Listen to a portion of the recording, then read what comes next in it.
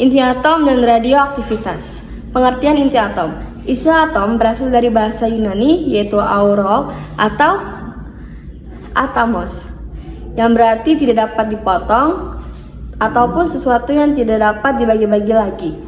Konsep ini pertama kali diajukan oleh para filsuf India dan Yunani. Selama akhir abad ke-19 dan awal abad ke-20, para fisikawan berhasil menemukan struktur dan komponen-komponen subatom di dalam atom.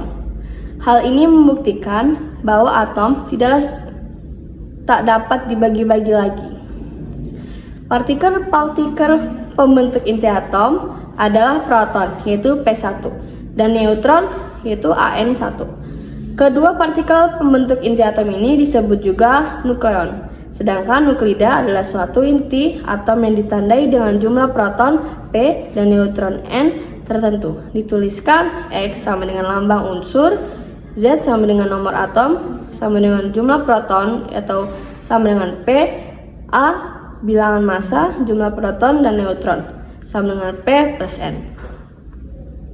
Ukuran atom. Inti atom jauh lebih kecil dari ukuran asli atom, antara 10.000 dan 100.000 kali lebih kecil. Juga mengandung lebih dari 99% dari massa sehingga kepadatan massa inti sangat tinggi. Inti atom memiliki semacam struktur internal. Seperti neutron dan proton, tampaknya mengorbit sekitar satu sama lain. Sebuah fakta yang diwujudkan dalam keberadaan peristiwa magnet nuklir. Namun, percobaan menunjukkan bahwa inti sangat mirip dengan bola atau elipsoid kompak 10-15 meter atau -1 fm yang tampaknya kepadatan yang konstan. Tentu radius ini sangat bervariasi dengan jumlah proton dan neutron.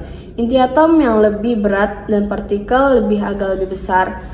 Inti atom terdiri atom-atom proton dan neutron jari-jari inti.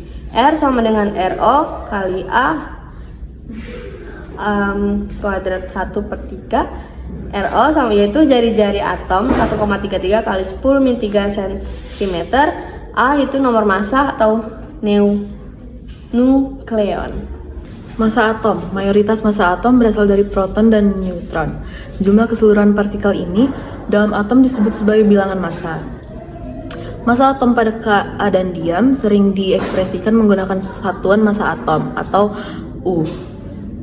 Satuan ini didefinisikan sebagai 1/12 massa atom karbon min 12 netral yang kira-kira sebesar 1,6610 sampai 27 kg.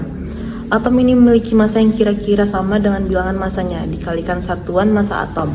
Nah, bisa dilihat massa atom seperti gambar di belakang ini. Sifat atom. 1. Isoton atom unsur tertentu. Z sama dengan nomor massa berbeda. 2. Isoton. Kelompok nuklida dengan jumlah neutron sama tetapi Z berbeda. 3. Isobar. Kelompok nuklida dengan A sama tetapi Z berbeda. Kestabilan inti tidak dapat diramalkan dengan suatu aturan. Namun, ada beberapa petunjuk empiris yang dapat digunakan untuk mengenal inti yang stabil dan yang bersifat radioaktif atau tidak stabil, yaitu semua inti yang mempunyai proton 84 atau lebih tidak stabil aturan ganjil genap, yaitu inti yang mempunyai jumlah proton genap dan jumlah neutron genap lebih stabil daripada inti yang mempunyai jumlah proton dan neutron ganjil bilangan sakti. Nuklida yang memiliki neutron dan proton sebanyak bilangan sakti umumnya lebih stabil terhadap reaksi inti dan peluruhan radioaktif. Bilangan tersebut adalah untuk neutron itu ada 2, 8, 20, 28, 50, 82, dan 126. Untuk proton ada 2, 8, 20, 28, 50, dan 80. Berikutnya ada bentuk atom. Pada tahun 1661, Robert Boyle mempublikasikan buku The Skeptical Chemist yang berargumen bahwa materi-materi yang di dunia ini terdiri dari berbagai kombinasi. corpusculus atau atom-atom yang berbeda. Hal ini berbeda dengan pandangan klasik bahwa materi terdiri dari unsur udara, tanah, api, dan air. Pada tahun 1789, istilah elemen unsur didefinisikan oleh seorang bangsawan dan peneliti Perancis, Antoine Lavoisier, sebagai bahan dasar yang tidak dapat dibagi-bagi lebih jauh lagi dengan menggunakan metode-metode kimia.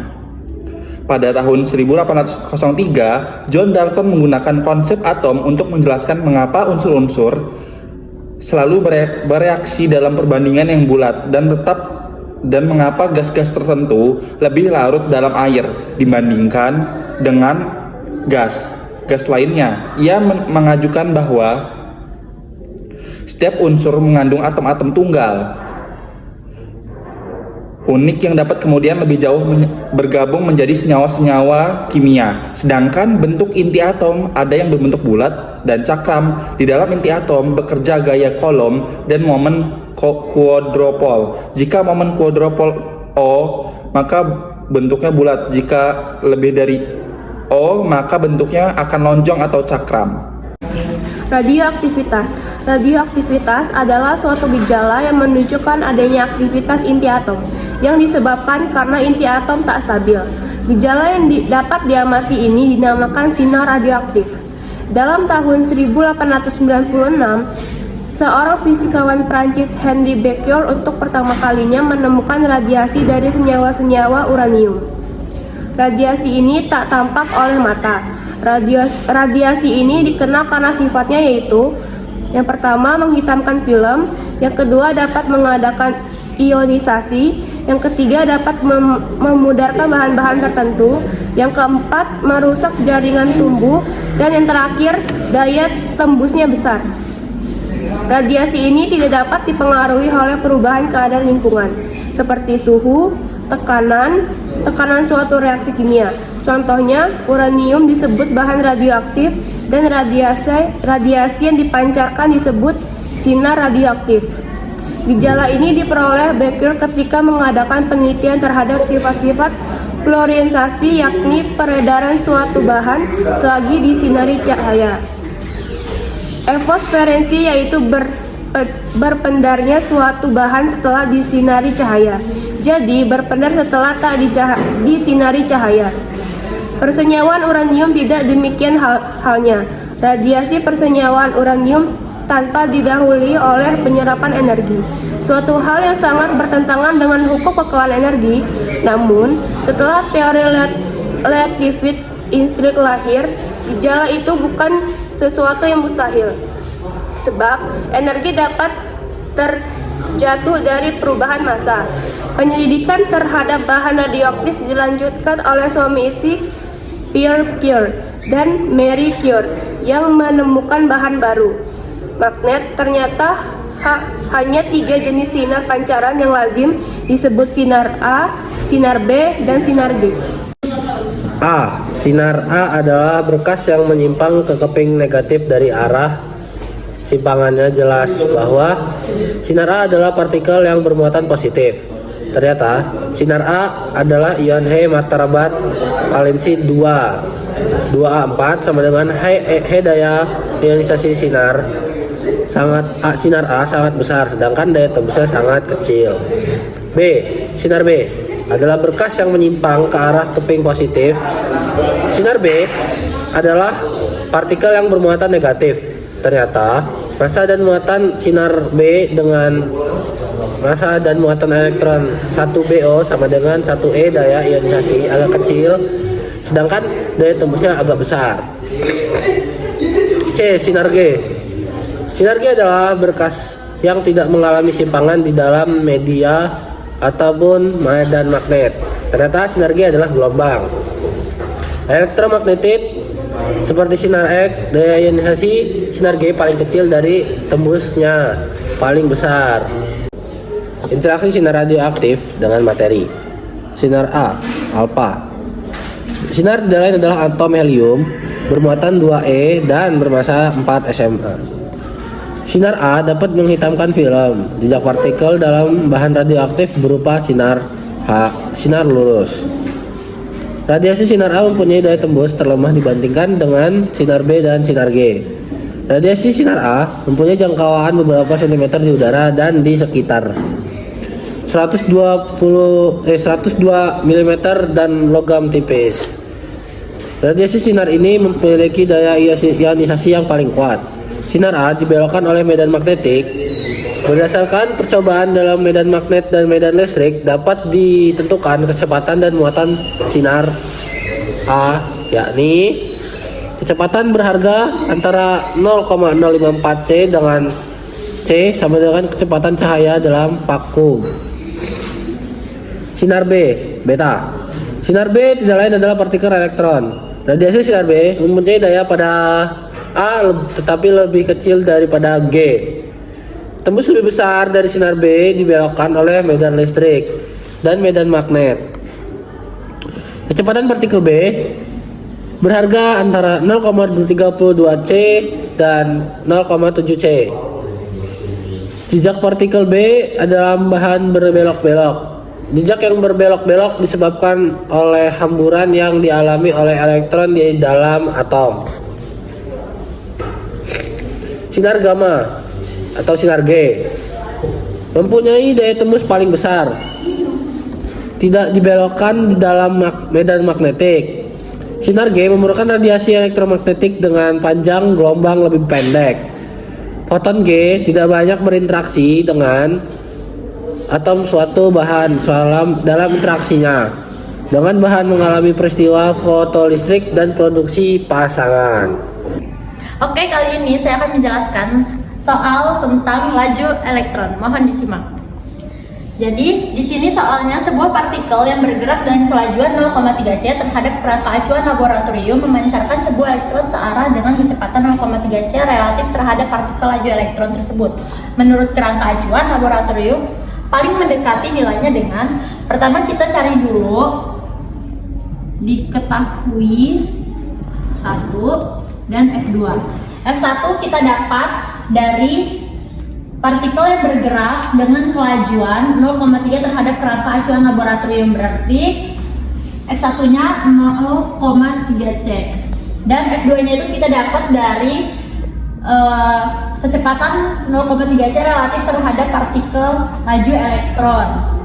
Ini jadi 0,3 C juga. Selanjutnya kita masukin rumusnya itu. Rumusnya ini rumus sama dengan V0 sama dengan VPO plus VEP per 1 plus masukin lagi VPO plus VEP, VPO plus VEP dibagi per C2.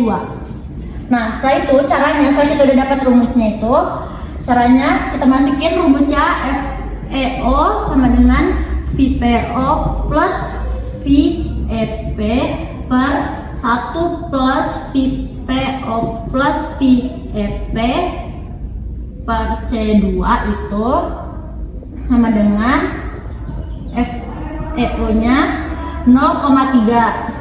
Ini kita cari dari V1, FPO nya itu V1 ditambah V2 nya itu 0,3 juga. Ini masukin C nya. Setelah itu 1 dari sini rumus 1 ditambah, masukin lagi ini VPO nya itu berarti V1 sama V2. Jadi 0,3 C ditambah ini dikali. Ini dikali. Yang ini juga dikali. Jadi ini 0,3 dikali 0,3 C per C2. Nah, setelah itu lanjut sini VEO nya itu jadi sama dengan ini 0,3 ditambah 0,3 C. Jadi 0,3 tambah 0,3 itu kan 0,6 C per 1 ditambah ini 0,3 C dikali 0,3 C itu kan 0,3 dikali 0,3 itu kan 0,9. Jadi kita tambahin, kita masukin C-nya ini, jadi 0,9 C kuadrat. Karena ini C-nya 2, yaitu per C2. Karena ini sama, C-nya kuadrat, kita coret aja. Hasilnya itu 0,6 per 1,09. Dapat dari mana 1,09 itu? Dari 1 tambah 0,9. Setelah itu FeO-nya sama dengan 0,55. Ini dari hasil baginya itu. Nah, ini caranya. Soal berikutnya ada perbandingan relasi waktu. Pertama, kita di sini pakai rumus yang ini guys. Nah, terus soalnya adalah perbandingan relasi waktu untuk sistem yang bergerak pada kecepatan 0,8 C dengan sistem yang bergerak dengan kecepatan 0,6 C adalah. Nah, terus kita tulis nih, diketahuinya ada apa? Pertama ada V1 yaitu 0,6 C.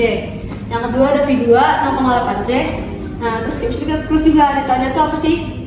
Ditanya adalah delta T1 dibanding delta T2. Nah, dijawab. Ya, terus lagi rumusnya delta T1 per delta T2 sama dengan, kita tulis rumus yang ini. Yang ini dipakai yang V1 tadi guys, yang ini berarti kan. Yang ini pakai V2. Nah, kita masukin angkanya. Oh ya, di sini kita coret dulu kan, karena delta T0 sama delta T sama, jadi kita coret. Nah, baru ditulisin kayak gini. Nah, yang ini itu pakainya V2, karena V2 tadi di atas kan. Kita masukin aja tinggal angkanya. 0,8 dimasukin akar kuadrat. Nah, terus yang bawah juga kita masukin tuh yang 0,6 tadi nih, kita masukin sini. Nah, hasilnya jadi kayak gini kan. Yaitu 1 dikurang 1 min 0,64 per 1,036 karena 8 pangkat 2 itu adalah 64, terus 6 pangkat 2 adalah 36. Jadi segini guys. Nah, terus itu dikurang nih.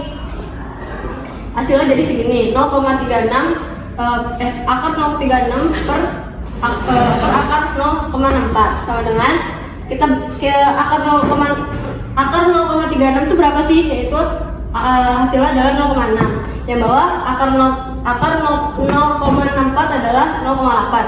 Hasilnya adalah 3/4. Nah, delta T1 sama dengan delta T2 adalah 3/4.